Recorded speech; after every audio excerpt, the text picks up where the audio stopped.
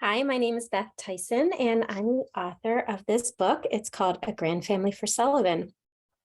A lot of people don't realize, but there's many children in the United States who are raised by their grandparents when their parents are unable to for any number of reasons. And usually it's kind of a tragic situation. Maybe their parents have died, or maybe there's mental health problems in the family. It could be any number of things. But I worked with these children and families as a family therapist, and I tried to help children understand what they were going through and process through some of the emotions, the big emotions that they were having to live with their grandparents and no longer live with their mom and dad. So I wrote this book as a therapeutic tool to try and help them through this situation, and I'm going to read it to you now. It's illustrated by Adam Walker Parker. He's an amazing illustrator. He did such a great job with this story. I dedicated the book to my daughter and my family members who made this possible. So here we go. There's the first page. Let me see if I can back up a little for you. One day, my entire world flipped upside down. I left my home quickly and moved to Grandma's house. Nervous energy filled my body from head to toe. My belly buzzed like it was full of bees. I didn't know why I had to move, and I needed to find out.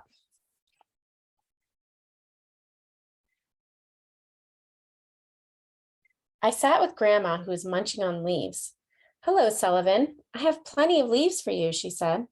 I didn't want leaves. I wanted answers. My heart fluttered like a hummingbird. Before I could find the courage to ask any questions, Grandma said, "After lunch, let's walk to the park.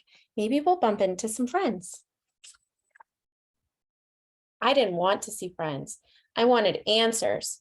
With the bees still buzzing in my belly, I left my leaves and grumbled as I walked down the path. When we arrived at the park, I saw a dad catching his son at the bottom of a slide. I froze. I wished my papa was catching me at the bottom of that slide. Yeah, that's hard for Sullivan. "Go and play with the kids," said Grandma. "I need to rest for a moment." "No, I don't want to," I growled. I could feel my face getting hot. "Sullivan, you might have fun. Give it a try." "No, don't tell me what to do," I yelled. I folded my arms, kicked my heels in the dirt. Grandma's smile turned to a frown. I thought she would growl back at me. Instead, she said quietly, "I will give you some time." She rested on a bench, took a deep breath, and kept her eyes on me.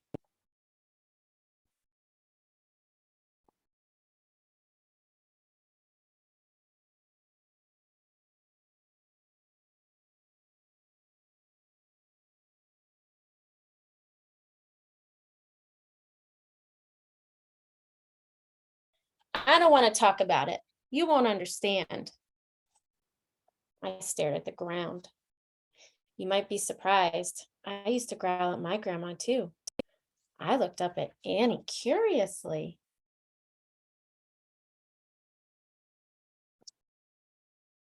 "Really? How come?" "Well, I moved to my grandma's house last summer," said Annie. "At first, I worried all the time. My tummy ached. And when I felt scared, I growled at my grandma. Then a friend showed me a special way to calm down and feel better. Come, I can show you."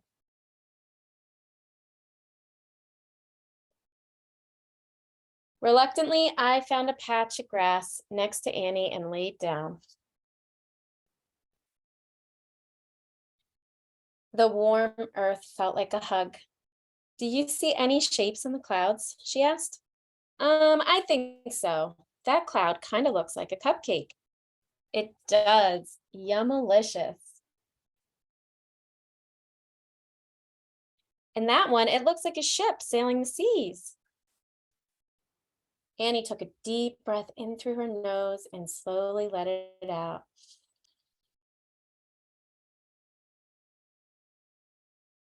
When I feel tired, when I feel afraid, I look up to watch the clouds. Why do you do that? I asked. I pretend my feelings are like clouds, coming and going, never staying very long. Here, try, pick a cloud. When a scary feeling visits, imagine your cloud is carrying it. Tell yourself it's okay to be afraid. We all get scared sometimes. Then watch as the cloud and your scary feeling gently float away.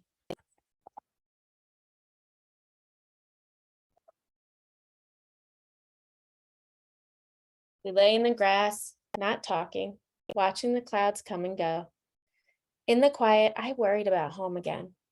I shivered like a dog in a thunderstorm. Just then, I spotted a cloud shaped like a butterfly. I imagined my fear floating on its wings. I watched the cloud flutter away with my uncomfortable feeling. The shivering in my body stopped. Annie, it worked! I can't believe it! I'm so proud of you, Sullivan. It took a lot of courage to try something new. We took turns pointing out shapes in the clouds and watching our feelings float by. After a while, Grandma came to find us. It's time to go, she said. We'll see Annie again soon. Bye, Annie. Thanks for your help. On the way home, I thought about Mama and Papa again. I told myself it's okay to be afraid. Let feelings come and go. And with that, the bees in my belly buzzed a little less. I finally felt brave enough to talk to Grandma. Why do I have to live with you? I asked. Did I do something wrong? Sullivan thinks it's his fault. Grandma stopped in her tracks. Sullivan, you didn't do anything wrong. Your parents love you, but they are unable to keep you safe. I will take care of you. You will be safe with me.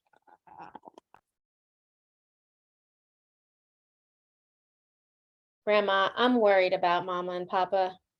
Of course you are, Sullivan. I worry about them too. I don't have all the answers you deserve. That can feel scary. But I'm here for you always. We are a grand family now. She nuzzled her black sandpaper-like nose against mine. I love that. That's my favorite illustration. Arriving at Grandma's house, I felt my heart sink. I missed home and all my familiar things. Will you watch the clouds with me, Grandma? There's something I need to do. We climbed to the end of a branch and looked up at the sky.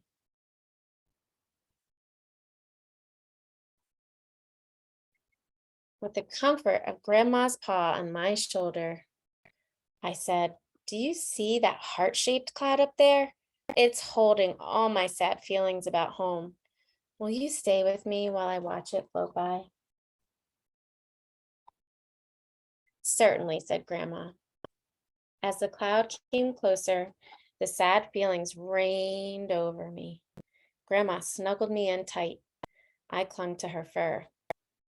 After a time, the dense cloud passed us by. We let go of each other, and I noticed that my body felt different. The bees in my belly stopped buzzing. The hummingbird's wings were resting. The shivering dog now sat still. Grandma turned to me and said, Sullivan, you are a very, very brave kid. My heart warmed with a hopeful feeling. With you by my side and the clouds above me, I know we will get through anything. We are a grand family now.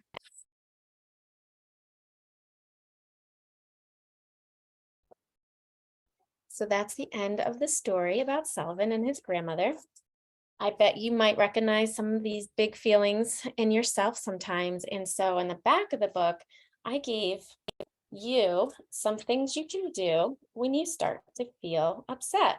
It's called RATS. And each letter in the word RATS stands for something different you can do when you're feeling big feelings and upset. First one is remember. Big feelings are a natural part of life. It is okay to have scary thoughts and feelings. We all have them sometimes. Ask to take a break if you feel upset. Take a minute to scribble, do jumping jacks, or squeeze your body really tight. Tell a friend, teacher, or parent how you are feeling. Talk about how you feel. Talking about how you feel helps your body relax. Yeah, that really works for me. When I tell someone how I feel, all those scary feelings start to go away. Stop what you're doing and notice one thing you can feel, hear, see, smell, or touch. Oh, I guess I said feel already. This is called a grounding activity, and it can help your body feel calm. I also added some guidance in the back for grown-ups and some resources for other grandfamilies, just like maybe you or maybe someone you know.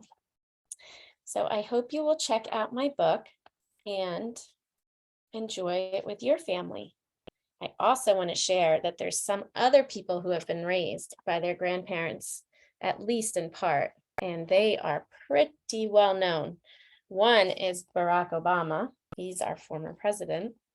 Oprah Winfrey, Bill Clinton, another former president, 50 Cent, who's a rapper from back in my day, Kelly Pickler, who's a country singer, Maya Angelou, one of my favorite poets and speakers, Jack Nicholson, who's an actor, and Jamie Foxx, who is a singer, actor, and comedian. I hope you enjoyed my story, and I would love to hear some feedback from all of you. So feel free to find me at bethtyson.com. And I hope that you all have a wonderful day. Thank you.